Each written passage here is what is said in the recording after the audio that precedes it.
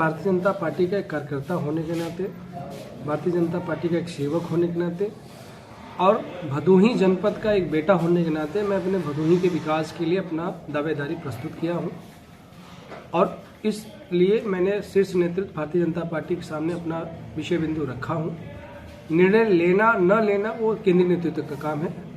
निर्णय लेगी, मैं तैयार हूं भदोही की सेवा करने। बाकी संगठन है, आरएसएस है, वो विषय में उसके सोचने के लिए हमारे संगठन के पदाधिकारी हैं, वो सोच रहे हैं। जैसा निर्णय होगा उसके लिए हम तैयार हैं। भारतीय जनता पार्टी और शीर्ष नेतृत्व के बिहाफ पे अगर पार्टी मुझे अवसर देती है तो मैं इतना चाहूँगा कि मेरे भदोही का जो प्रमुख 3-4 बिंदु हैं, एक तो जिला अस्पताल, साथ साथ 6 ब्लॉकों में सभी अच्छे अस्पताल हों, जिससे कि क्योंकि एक ब्लॉक में देखा जाए तो कम से कम नहीं तो 2-2 लाख 3-3 लाख की आबादी है, तो उनको देखते हुए मुझे उनकी भी व्यवस्था देखनी है।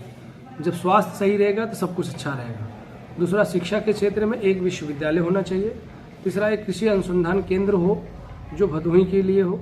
एक आर्मी पब्लिक स्कूल हो। एक 12 तक का अपना केंद्रीय विद्यालय हो और डेंगुरपुर पुल हो, रामपुर पुल हो और सीतामढ़ी का जो पुल हो वो पक्का पुल बने, जिससे आवागमन में जो 3-4 जिलों का जनपद से आवागमन बना हुआ है वो कंटिन्यू और बनेगा। इससे रोजगार भी बढ़ेगा। भदोही भाजपा के सभी वरिष्ठ से लेकर युवा तक सब लगे हुए हैं कि इस शब्द से भदोही का निजात मिले और इस बार हो सकता है कि केंद्रीय नेतृत्व ने निर्णय लिया है और कहीं न कहीं आने वाले समय में ये भदोही के लिए एक प्लस होगा और खुशखबरी होगी कि भदोही का ही व्यक्ति आएगा, क्योंकि प्रधानमंत्री जी का जो ख्वाब है वो लोकल वोकल की राजनीति, उससे हम आने वाले समय में भदोही का ही होगा।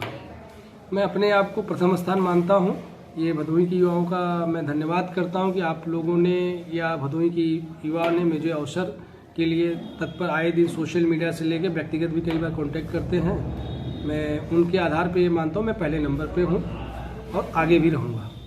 विपक्ष नाम अगर कहेंगे तो 2014 के बाद से ही ख़त्म है केंद्र की राजनीति में, क्योंकि उनके पास न तो कोई विषय बिंदु है न उनका कोई सब्जेक्ट प्लान है। आप अभी एक उदाहरण के रूप में आप देख लेंगे कि हिमाचल में जो कांग्रेस की वरिष्ठ नेता ने स्टेटमेंट दिया था कि हमारी सरकार आते ही हम 1 लाख रोजगार देंगे, और उन्हीं के मंत्री जब हिमाचल में पत्रकार भाई साहब ने पूछा तो बोले हमने रोजगार देने की बात नहीं किया, हमने क्रिएशन की बात की है। तो दोनों में डिफरेंट ये दिखा, तो इससे पता चल रहा है कि उनके विषय बिंदु नहीं है। इसलिए हम इस बार 2024 में भदोही के साथ पूरे उत्तर प्रदेश के 80 लोकसभा जीत रहे हैं और अच्छी सरकार बना। भारतीय जनता पार्टी महिलाओं को अवसर देना चाहती है और देती भी रही है और आगे भी देगी।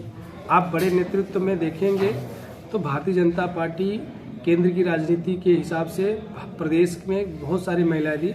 यदि भदोही की महिला यदि आगे आएगी तो जरूर अवसर मिलेगा, लेकिन आगे आने के साथ साथ वो समाज में प्रतिष्ठित भी हो, क्योंकि पीछे वाली राजनीति और सकारात्मक राजनीति पार्टी दोनों दिखती है। टीएमसी पहली बात भदोही में कहीं टिकने वाली तो नहीं है, लेकिन उसके नाम पे जो एक त्रिपाठी जी का नाम आ रहा है, वो जो भी पूर्वांचल के हैं, पूर्वांचल के निवासी हैं और एक ऐसे नेता परिवार से हैं जो कि मुख्यमंत्री रहे, उनके परपोते हैं और उनकी ये राजनीतिक उठक पटक में जिस प्रकार टीएमसी ज्वाइन किया, तो उनको ये समझना चाहिए कि पूर्वांचलों की हत्या करने वाली पार्टी अगर कोई है बंगाल में तो टीएमसी है। ये दुर्भाग्य का विषय है कि ऐसे लोग भी जान करके भी अनजान बन रहे हैं और भदोही की बात कर रहे हैं। ये भदोही के लिए मतलब ये कलंकित कर रहे हैं। अभी एक कलंकित हम वैसे ही झेल रहे हैं कि बाहरी बाहरी, अब दूसरा कलंकित ये झेलेंगे। अपने मियाँ मिट्ठू बनने आए हैं, ठीक है, तो मुंगेरी लाल के सपने देख रहे हैं, देखना चाहिए और देखते रहे, मुझे कोई दिक्कत नहीं। पार्टी भारतीय जनता पार्टी पहले से अपेक्षा ज्यादा जीत रही है।